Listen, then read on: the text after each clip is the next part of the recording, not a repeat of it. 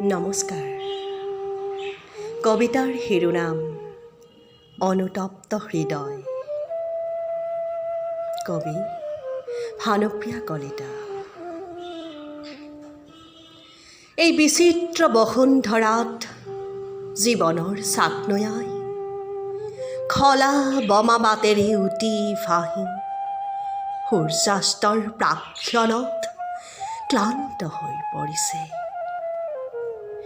জীৱনৰ পিয়লি বেলাত বংশৰ গৌৰৱবোৰ অহংকাৰ হোৱাৰ পৰত আশাবোৰ বতাহত কুণ্ডলী পকাই উৰি থাকিল। মনৰ কল্পনাৰ সমুদ্ৰত চুনামি আহিল। মামৰে ধৰিলে খিলখিলাই থকা হাঁহিবোৰত। তপত চকুলৰে বিষাদৰ উৰ্মিমালা বোৱাই ঘোৰ অন্ধকাৰ ৰামবিশ্বাৰ নিশা উচুপিছো। কিয়নো মই বৃদ্ধাশ্ৰমৰ আলহী। সময়ৰ প্ৰত্যাহ্বানত তাচ্ছিল্যৰ হাতোৰাৰে টুকুৰা টুকুৰ হ'ল কলিজাখন। নিষ্ঠুৰ মানসিকতাই মাতৃকেই মেট মৰা বোজা বুলি বিশ্বাসবোৰ থান বান কৰিলে। সেয়ে তেজবোৰ চেঁচা হৈ বৈ যায় হীৰাই উপহীৰাই। শৰীৰত অনুভৱ হয় প্ৰচণ্ড কম্পন। কলিজাৰ স্পন্দনেও নিশ্চুপ হৈ সাৱটি লয়। মৰহি যোৱা ফুলৰ দৰে নিৰাশাৰ চকু পানী।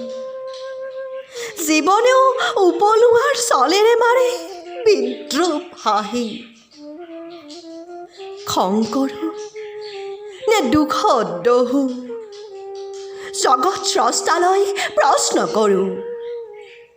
কিয় বাৰু দিছিলেই মানৱ জীৱন, যদিহে ৰাখে বয়সভেদে শব্দৰ সৰহজ্জা? কিয় বাৰু দিয়ে দুখ শান্তিময় সুখৰ নিজৰাত? ঘূৰ্ণিবায়ুৰ ৰহস্য কুণ্ডলীত কাৰাৰুদ্ধ কৰি সময়। এগৰাকী মাতৃয়ে সন্তানক নিজ গৰ্ভত অংকুৰিত কৰি ধুনীয়া ধৰণীৰ পোহৰ দেখুৱায়। উজাগৰে ৰাতি স্তনপান কৰাই অক্লান্ত হৈ নিস্বাৰ্থভাৱে ব্ৰতী হয় সপোন পূৰণত, সন্তানৰ জীৱন গঢ়াত। তেন্তে সময়ৰ কোবাল সোঁতত পুতৌ ঘৃণা অৱহেলাৰ পাত্ৰী হয় কিয় সেইগৰাকী মাতৃয়েই? হৃদয়ৰ মণি কথাত থকা থাপনাই কিয় স্থান পায় সোণৰ পিঞ্জৰাত? বলি হয় কিয় সেইগৰাকী মাতৃয়েই অমানসিক নিৰ্যাতনৰ? কিয় মোহাৰি পেলাই মাতৃৰ হৃদয়ৰ আশাৰ সৰু সৰু হেঁপাহবোৰ? তথাপিও মমতাময়ী মাতৃয়ে নত শিৰে নিঃশব্দে নিশাহত এৰি দিয়ে সন্তানৰ তপত যন্ত্ৰণাৰ অগ্নিকুণ্ড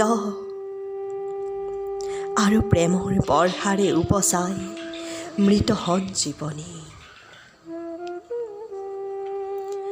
হে নৱপ্ৰজন্ম, এই অভাগিনী মাতৃৰ এটাই অনুৰোধ, আধুনিকতাৰ নামত মনবোৰ স্বাৰ্থ লোভেৰে কলুষিত নকৰিবা। তোমালোক আশাদীপ্ত অমৃত সম্ভৱা উজ্জ্বল তৰা। তোমালোকেই ভৱিষ্যতৰ কণাৰ লাখুটি। এই যান্ত্ৰিকতাৰ যুগত জীৱন গঢ়াৰ লগতে নিস্বাৰ্থ প্ৰেমক আদৰ কৰিবলৈ প্ৰয়াস কৰা। টকাৰে ধনী হোৱাৰ লগতে মানৱীয় প্ৰমূল্যবোধৰ প্ৰাচুৰ্যতাৰে হৃদয়খন চহকী কৰা, যাতে তোমালোকৰ স্থানো নহয় বৃদ্ধাশ্ৰম। ধন্যবাদ।